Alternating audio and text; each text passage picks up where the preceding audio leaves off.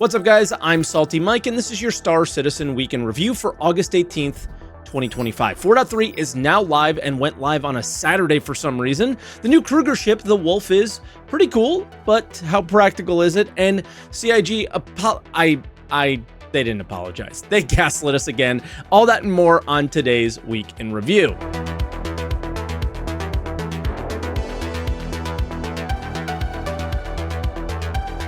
And as always, if this is your first week in review, this is where I take all of the official Star Citizen news each week, put it into one video, and share some of my opinions about it. I also live stream on Twitch, twitch.tv/SaltEMike, so stop by and say hi. If you haven't yet, always enjoy seeing you guys there, but we do have a lot to get through this week. So before we do, let me share with you today's sponsor.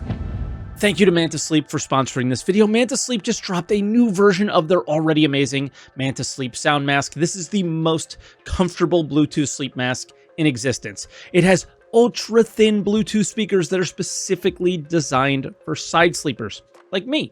The speakers are adjustable forward and back, so you can have the speaker right on your ears. And you do this without even having to remove the mask at all. And it has a 24-hour battery life at full volume. And because of the adjustable speakers, I never needed to even be close to full volume to hear anything, so my battery lasted much longer. The mask itself lives up to the Manta Sleep standard with its great C-shaped eye cups that avoid any eye contact or pressure, and it is 100% true blackout. And the mask is also really breathable and cool to wear. I paired this with my travel pillow on my 30-hour train ride, and let me tell you, I needed it. They didn't turn off the lights, and people were literally on their phones in the middle of the night with no headphones. This was a lifesaver. Not only that, but my wife, and we'll pretend this was my wife, she couldn't film this with me, needs silence to sleep, and I need a podcast or a YouTube video, and this has made sleeping in the same bed so much easier. So if you want to join the pro nap movement and get this amazing mask, head over to the link in the description and use code SaltEMike for 10% off your order. Once again, use code SaltEMike for 10% off your sleep mask at mantasleep.com. Thanks as always for supporting the videos through the sponsors, guys. I do appreciate it. And with the bills paid, let's jump into those patch notes.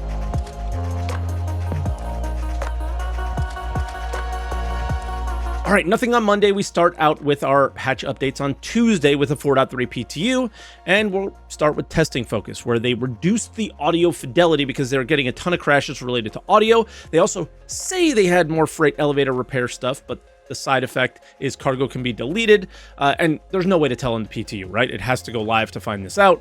After the event, that is going to be awful, though, for players who run cargo contracts. If you still lose rep when you fail them, let me know in the comments if that still happens. I stopped doing them because of that reason, so I'm not 100% sure on that. Let me know and we'll see. Then for features and gameplay, people thought this was going to be one of the last patches before release because all they did was add clouds to Bloom's poles, and they're there now. I saw it. Snow's there. It's pretty cool. And then the standard Onyx polish that we've been seeing. Then Wednesday, another 4.3 PTU, even more stuff pointing out to the cycle coming to the close because it wasn't really a PTU, a new PTU. They hotfixed it instead of releasing another patch. This was to fix a contract issue and more audio crashes, and one of them, those really bad deadlocks. I've been getting that one a lot. I'm sure you have as well. And then late Friday, we had another 4.3 PTU. First off, they had to deal with a ton of crashing issues around the Wolf. Now, I don't have a lot more to say than I don't really understand the need to hold back a ship so it can't be leaked at this point. It's very weird. When CIG kind of drops those leaks, I don't get it. It's a PTU though, so if it's crashing, we shouldn't care that much, right? Like, there's no reason to be upset about putting the Wolf into a PTU and causing crashes. None. But I think most of us know that this was there's a chance that they were trying to get this on live on Friday. So that's kind of why you would be like, hey guys, what the hell? Put the Wolf in on a Thursday and it'll be fine. But they kind of didn't, and it was just weird. So they were up late trying to deal with the desync issue with the Wolf, and I do think they were trying to push to live because they have an addiction to pushing updates on a Friday instead of, and honestly, wasting backer money. There's no way that QA is getting paid salary, right? So they're paying these guys overtime on the weekend instead of just letting the patch cook over the weekend and then releasing it with an update on Monday and then actually putting it out on a Tuesday like every other company does. So I'll never understand this one. I will talk more about that in just a moment.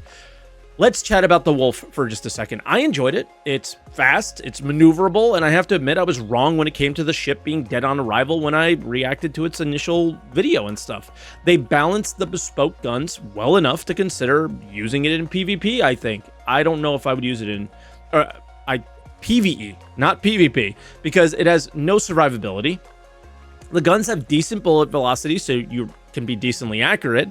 I decided to PvE test it on the prospectors at the OLPs since they're really tanky, and I killed them much faster than I thought. So it has some value. 4,000 bullets as well. You can kill a few before needing to reload, which is nice as well. Then Saturday, 4.3 went live, and it looks like the addiction, to the weirdest things game development wise is stronger than I thought. These guys worked again overtime on a weekend. I'm assuming salaried employees aren't overtime, but who knows, to get the patch out on a Saturday. I don't get it. I don't understand it at all. I'm not even trying to be mean. I'm not trying to be angry. I'm just trying to understand, like, what is the benefit? You definitely don't gain a benefit from making your employees work on a Saturday. No chance.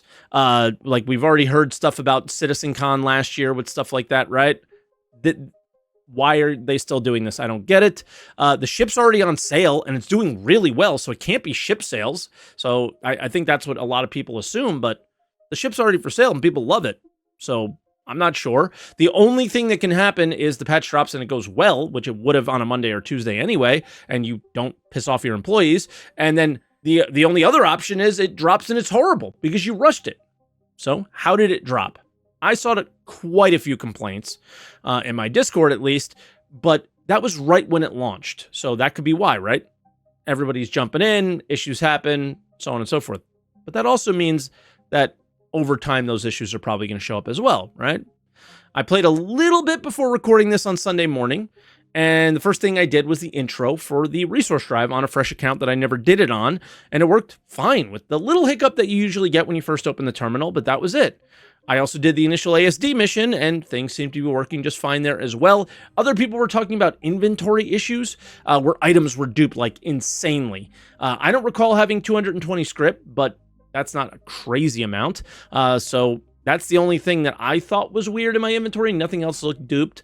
And then lastly, female characters seem to be having some weird Onyx issue mission, like completing certain missions. So if you are going for the Onyx route in 4.3, just play a male character until that gets hotfixed or patched out at some point.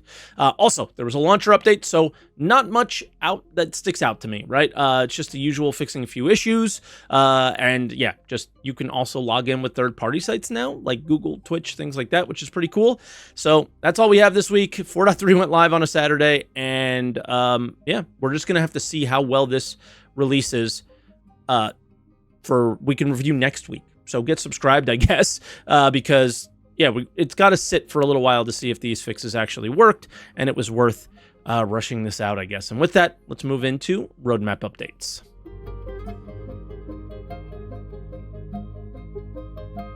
All right, and for roadmap roundup, all the 4.3 cards are obviously committed, and they obviously added the new ship, the L21 Wolf, and we will hear more about that in the video update section and stuff like that. Moving on. 4.3.1, they added something old but new. NPC dropships. They already tried this once, and it just didn't work that well. The NPCs wouldn't come out of the ship, and the ship would only land in one spot, so it always landed on its own wreck. Will this be better? Probably, but how much better? I don't know. This is also in Pyro, so maybe this will really help with the very loose kind of faction warfare that we have going on there that we can kind of interact with, but not really. So maybe it'll kind of help reinforce that lore there. And then we have a weird one, a new heavy armor that's tentative, but the medium has been postponed. We know nothing about either of these, so it's really kind of up in the air at this point. So nothing feels gained or lost, really. AI FPS turrets. This one feels bad to me. This is being removed. A lot of us were hoping these weren't just gonna be for what is listed here, just PvE challenges, but for law enforcement at outposts and things like that. These got delayed, so people really wanted these in. You know, whether they started out with just PvP or PvE, excuse me, we really wanted to see them be used so we can kind of remove the armistice zones and have proper enforcement. Then we get 2 hairstyles, so who really cares? But some people might. And then more importantly, there's a new Volt weapon, the Volt LMG, which as it heats up, it does more damage. Very Volt, very cool. Should be fun to use when that comes out. And lastly, we get a progress tracker update, which usually means nothing, but we did get a description on a few things, which I thought were helpful, so we'll share them with you. Item expiry and transport refactor kind of explain themselves, but a command module. I don't know.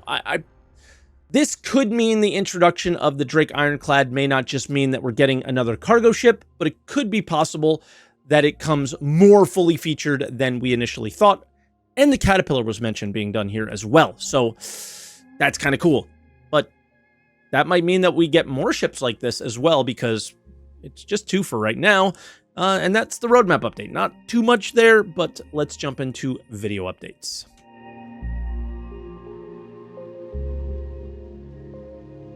All right, and on Monday, we had a behind the ships. Now, I don't think there's a ton to say here, so we'll touch more on the details, and we've already touched on them a lot in the patch section, but we'll talk more in the other updates section. But if I say anything about how I felt watching the video, I was just a little disappointed, I guess, from a looks perspective mostly. I was hoping for a lot more Naboo style, very clean and flowy, and instead we got more of this old and new thing that I just don't like that much. A lot of people seem to like it. Good for you guys, but just not for me.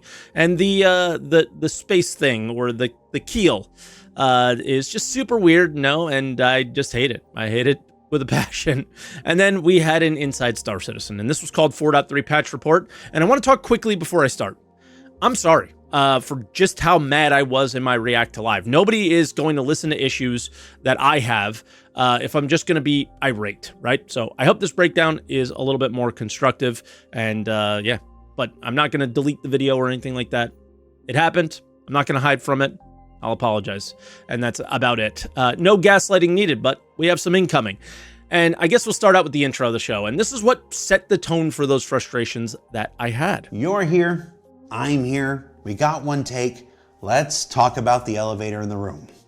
Now, up until this point, freight elevators were mostly used in single-player, short-term environments like personal hangars. There would usually only be one user, and on the back end it would be stowed when you left and a fresh new freight elevator presented every single time you went back in. Now, while certainly not perfect, these tended to operate better than the ones out in the wilderness at, say, outposts, which, like many other things in the verse, tended to compound their issues over time the longer they were left to run. Now, of all the known issues with all the freight elevators in the game, most tend to revolve around simple things like it just doesn't work, and bigger problems like all my items have vanished and they're now lost forever, which itself can often tie into other issues with things like long-term persistence, which we're gonna have an SCL on with Benoit soon to discuss some new developments there. So if it's okay with you, we're gonna stick to freight elevators for the time being. Now at this point, I'm not really telling you anything that most active players don't already know, but it's important to note that these issues have been egregious enough that we'd already started a directed repair initiative months ago. It's just not completed yet. Obviously. Maybe super obviously. So right away, he starts out with saying that most of the freight elevators that we interact with are in persistent hangars. They aren't, and they have never been. A number of events, contested zones, the worm fight, and of course, resource drive, all used, and some of these were a key part of the loop. And yes, we may interact with our freight elevator in our hangars more often, but the content of the game uses them outside of there more often than anything else. Your freight elevator is it's different. You're just kind of interacting with inventory, dropping things off or whatever, but mostly when you're doing the content of the game, you're outside of it. So no, that one bothered me. And again, they never worked, and we reported it the entire year to them. The entire year. This is not new. These bugs are not new. The long-term persistence issues are another thing that for some reason continue to plague the game with what seems like little to no resolution in sight or conversation about it, but he did mention that Benoit he's got an update for that. So hopefully something on the horizon there, because that's not just a freight elevator issue. That is a game-wide problem. And now the repair initiative that started months ago. First, I simply don't believe him. But if it was true, they are so disconnected from the day-to-day reality of what a player has to experience in this game that they didn't even think to tell us when it started months ago. Just a forum post, something like that from Niku. He's been doing fantastic with that stuff. That would have been perfect. More on why I think that is in a moment, though. And let's go into the excuses next for the current event. And this one is really weird. So last month, what happened with Race for Stanton? Well, sometimes changing how we use old features can be just as painful as adding a bunch of new ones. With a higher concurrency in daily active users than any patch this year, large numbers of players were driven from their private freight elevators and their personal hangars to the more troublesome ones out in the PU. Statistically rare states became common, and less common issues became fertilized and grew into bigger, unavoidable ones. Although in many cases, this still took hundreds or even thousands of players using each freight elevator to manifest a single issue. Now, like with Transit before it, or the infamous 30K issues of old, who remembers those? The issues you encounter in the PU are not always due to one or two bugs, but often dozens and dozens of underlying conditions beneath and around it, which throwing thousands and thousands of players at have helped us address more successfully than ever before. And since the release of Alpha 4.2.1 and up until the recording of this video, we've identified the root causes of 44 individual freight elevator issues, with 20 of them being classified as blockers or critical, and almost all of them with causes only revealed by running thousands of people into them over and over and over again throughout this event. We have told them since the day freight elevators were introduced that outpost elevators were broken. I found the issue council reports that are still confirmed and open dating back to 3/24. These issues are not new. They were just way too focused on releasing a patch every month with a ship sail or a flight blade to even see it. The issues in this event could be new. There probably are some new ones, but most likely they are just new to them because they finally decided now was a good time to focus on them. Then Jared addresses what I saw a lot of defenders of the company would say when they saw the complaints about the elevator issues in this update. But this is a good thing, yeah? We did all this intentionally to force progress so we can finally fix freight elevators like we did 30K and are still doing with Transit? No. Now, while the project will definitely benefit from what happened long-term with all the fixes and hardening that's been going in and that will continue to go in throughout Alpha 4.3 and beyond, the answer to what really happened isn't particularly exciting or salacious or any different than what I imagine most of you already suspected. We knew there'd be issues like there have been, but we underestimated how they'd compound on top of one another at higher stresses. I was so angry when I initially watched this in my react that I didn't even recognize that this was them admitting how off the mark they were. The candid conversation here is welcome. Thank you for that. But to underestimate outpost freight elevators means you have no idea how the game you say you are trying to create plays at all. I have said this before, and I will say it again. The game needs like a council of players that kind of has a really punishing NDA that they can simply run this stuff by. 30 seconds, and we could have told them this was a horrible idea. One email. That's it. That's all it would have taken. Next is a good kind of thing that I'm happy about. I promise. I swear. Finally, something I have positive to say about this video.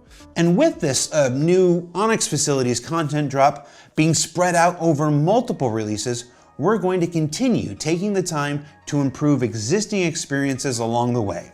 And to that end, as some of you probably have already heard, it was in the loading screen and whatnot, we're also going to go ahead and extend the Race for Stanton missions while we continue to work on freight elevators throughout Alpha 4.3. It'll mean another month for folks to try to dethrone Hurston from the lead they hit so very early, for you to earn any of the individual rewards that are still outstanding, and for us to continue beating on freight elevators about the head and neck with the proverbial pipe along the way. And all while you continue your exploration of ASD's latest malpractices. So it was subtle, but a lot of people were upset about these like cooperative zones being removed on the roadmap, but this is why. They want to spend more time fixing issues in the game, and I will believe it when I see it, but I'm behind the decision with them on this 100%. This is the year of playability stuff that, again, I was behind them for, and they have to do that stuff, and they have to act on it, and this is a situation where they were, so kudos. And as we said last week, they're extending the event as well, which is obviously the right choice. They then went on to speak about all the things in 4.3, and we've kind of covered that here for the last couple weeks, but this next clip is another apology and a promise to do better. Let's move on to virtual currencies. Now this year we introduced Wicklow, the collector, and his emporium of esoteric effects. Not the actual name. And over the last couple months, we've seen vehicles new and old get added to his inventory as variants with unique paints and components. And that's great. Or at least it was once we killed the RNG thing. Yay! But what about the various ship shops in the verse? Where's my Golem, the Fortune, the Guardians? Well, in Alpha 4.3, inventories are getting updated with many of the most recent ships that have been released. What this means is, while you can still pledge for ships to support the continuing development of Star Citizen, and you can still work for those fancy component variants of many with Wicklow, you should also be able to pursue the base versions of newer vehicles for AUEC, and in a more reasonable timetable from now on. It's our way of saying, yeah, we'll be better at this going forward. It was Tyler Wicken's fault. This has to be a good thing. At this stage, ships should be much easier to come by, but I still love the idea of Wicklow. I think they just overused them. So that was video updates. Let's move on to other updates.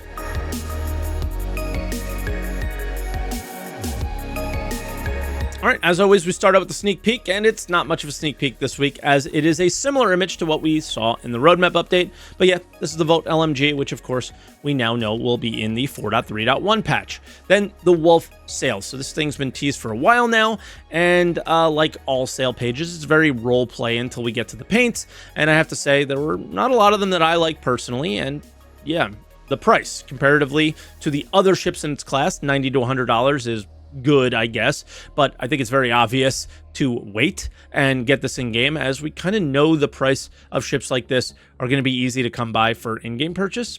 So yeah, wait for Wicklow or wait for in-game, and it won't be much of a grind at all. And I now know why we're going to kind of get away from Wicklow a little bit, because it's just going to be easy to get. So it's just earn it in-game. Then Wolf Q&A. We'll start with the UI, and I like this answer. It will have a dedicated UI at some point, but I have to say I like what we already have now. So not too much improving needed there. I just can't easily see how many bullets I have left or how close I am to overheat, because it's all the way up in the top left. So I would love for that to be more central, especially if it has bespoke guns, right? These are the guns I'm going to use. Make it really obvious what's going on when I'm using them. Next is the most controversial thing I've seen around the ship, because the issues in the game and the constant need to rush out patches, people assume, and I think rightfully so, that they rushed this thing out and didn't do the work to finish the ship. The thing is, there's almost zero need to have these component bays open or anything like that right now. I know you could salvage components and put them in your ship and stuff, but you could do that in a station and without engineering. And yeah, I'll have you know that a lot of ships you can't do that yet. But the components, the doors, and all that are there. The doors just aren't animated. So I imagine this can be done very quickly when it's needed, and I would just be way more concerned about the rest of the ships lacking the ability to access components than just this one, right? Seems like it's right there. Next is the most relevant question, I think, and how does it compare? Well, it's really maneuverable, similar to the Arrow, but it does have a high signature, surprisingly, and it dies really fast if you aren't good, like myself. So I don't see myself using it, but who knows, maybe a bunch of these like together are good. I doubt it though. And then for dev posts, first one is Ship Showdown Q&A. This one's more of a PSA if you care about Ship Showdown or ships in particular. They're having an SCL on that. I just asked a basic question like, how do you choose the colors for Ship Showdown? Because sometimes they're good and sometimes they're not. And I really don't expect much from this episode. Then the next one and last thing is death animations. So it's kind of small, but someone was complaining about death animations taking too long. And Zach said it shouldn't be happening this often, but I knew this. So it's kind of cool. Or I never knew this, actually, excuse me, that you can stop the death animation by double tapping them. So I can't help myself but think of all the things that are broken in this game. How was this one person bothered to even make a post about that? Like, this is the thing that bothered you. That's the thing that stuck out to me most about this post. But that'll do it for this week. So thank you so much for watching the show. I really do appreciate it. Again, apologize for the react, but can't change it. It's the internet. It's there forever. So it happened. But yeah. So we'll see what happens with 4.3. Let me know throughout the week how it's doing for you, what your problems you're running into. And obviously, things are going to be broken. It's still not finished. But it matters what things are broken, right? Did they focus on the right things? Do they care? Or did they just want to release for ship sale, which, again, the ship was selling, so who knows? But with that, like, subscribe, all the good stuff. Check out merch down below if you guys want to as well. And yeah, once again, thank you so much for watching, and I will catch you guys next week.